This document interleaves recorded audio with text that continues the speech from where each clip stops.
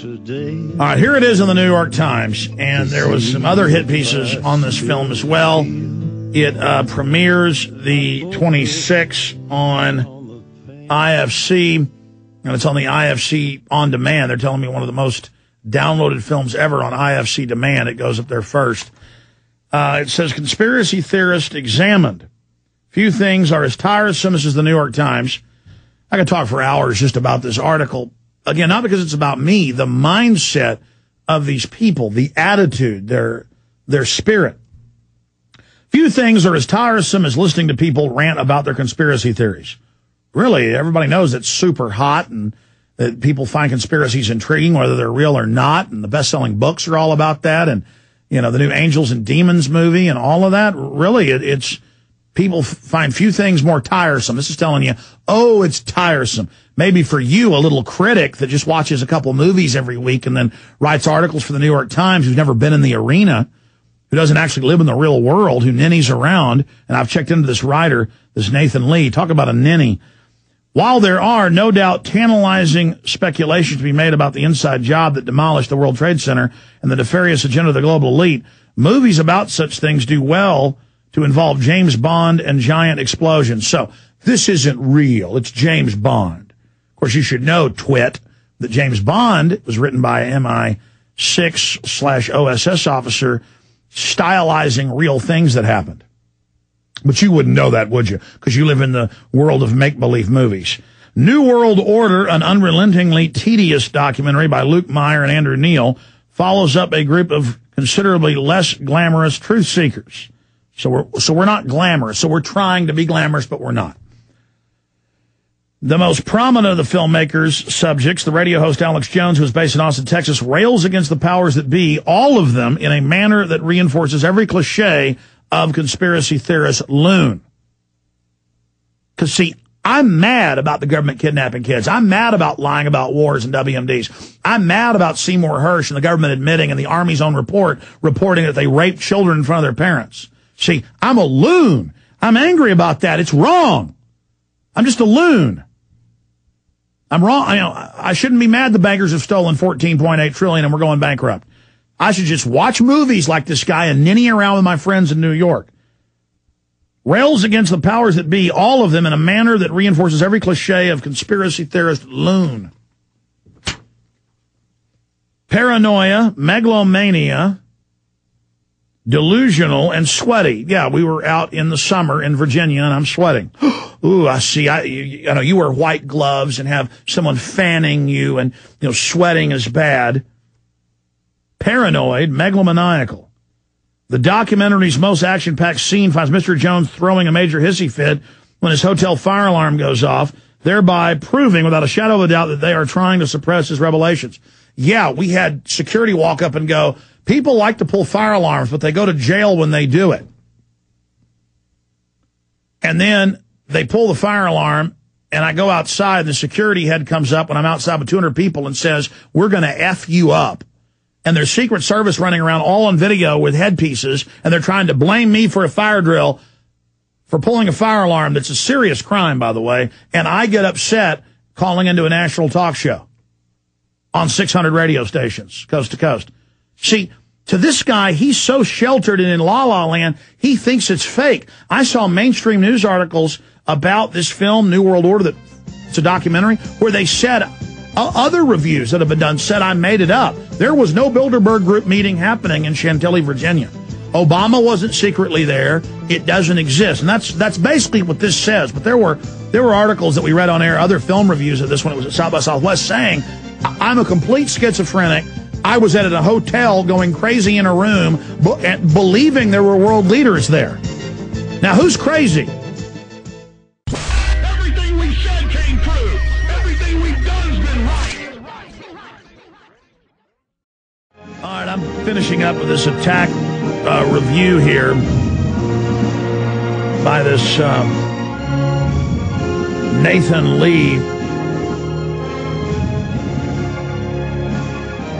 So he says basically what the other reviews have said. I am at a random hotel, completely insane. And there were reviews that actually said this, that I was seeing men following me, seeing men in the bushes.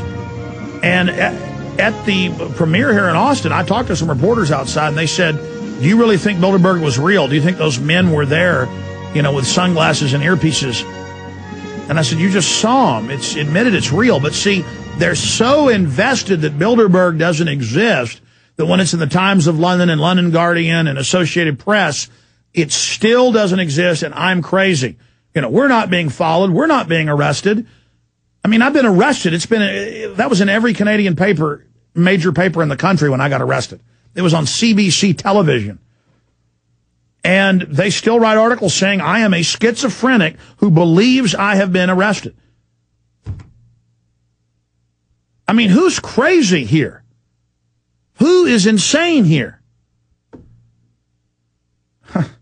Because they're so invested in saying there's no New World Order all these years that even as they announce it in Time Magazine and Newsweek and everywhere, we still have to be the crazies.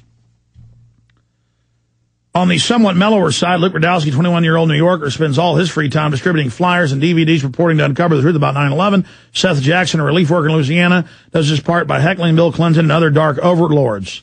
Yeah, how dare him go heckle a president, to bring up real questions about firefighters and police not getting medical care.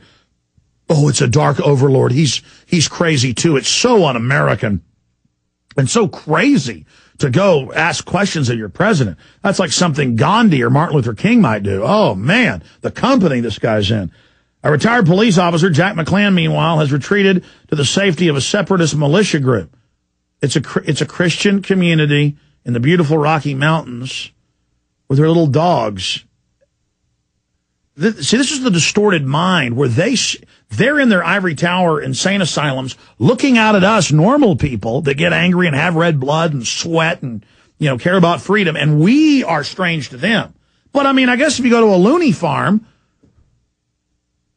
normal people do look crazy. We're the type of people, at least we're shadows of them, that founded this nation. We're red-blooded. We're aggressive. We're angry. And we're going to kick your butt. So I hope you understand that. I'm just glad I'm not, some effeminate, chicken-necked, America-hating person who just goes around picking and ninnying at other people and attacking people that are trying to save the country from the globalist. And look, you will lose in history. The New York Times is going to basically be sold and be a shadow of itself, go bankrupt. That's already happening. You guys, you will not survive the New World Order. Whether it succeeds or fails, you people aren't going to be part of the future. You understand? You're all discredited. You're a joke. Those of us telling the truth that have had the courage to stand up in the face of ridicule, we're going to win the day. There's a movie to be made about the psychology of such men, their personal lives and private obsessions. New World Order merely gawks at them. Opens Friday in Manhattan, directed by Luke Meyer, Andrew Neal, directors of photography. And it is, and it's going to also air on IFC. It is true that, look, I'm not stupid. And now that it's about to come out and it's I'll just come out and tell you what I think. I don't think Andrew and these guys are bad people, but the kind of liberal intellectual set always is above everyone. So that's their internal appetite, is to pick subjects like with Darkon, the last film they made. This is kind of Darkon 2. A weird niche, a subculture as they see it. Well, see, we're not that. We're trying to survive. It's a latch dish fight here. We're not just a subculture. And then they kind of analyze it and show our faults and our positive points. But it's still done from a position of on high. And so the film will be seen by those that hate us as a confirmation of what they believe. And then by people that love freedom, they see it and kind of like it because they get it and understand our message. But regardless, it only brings us more listeners. We win. MySolarBackup.com. A lot of things can cut off your electrical power. Hurricanes, snow, ice storms, global warming, gremlins can chew off your electrical wires. A lot of things can happen.